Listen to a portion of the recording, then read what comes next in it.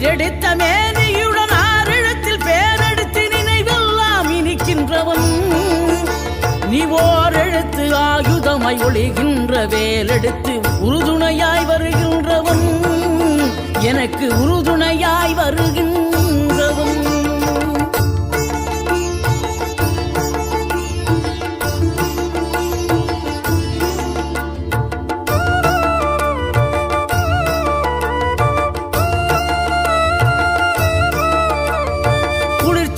தென்றலிலே மகிழ்ச்சியுடன் விண்ணதிலே பறக்கும் உந்தன் சேவர் கொடிய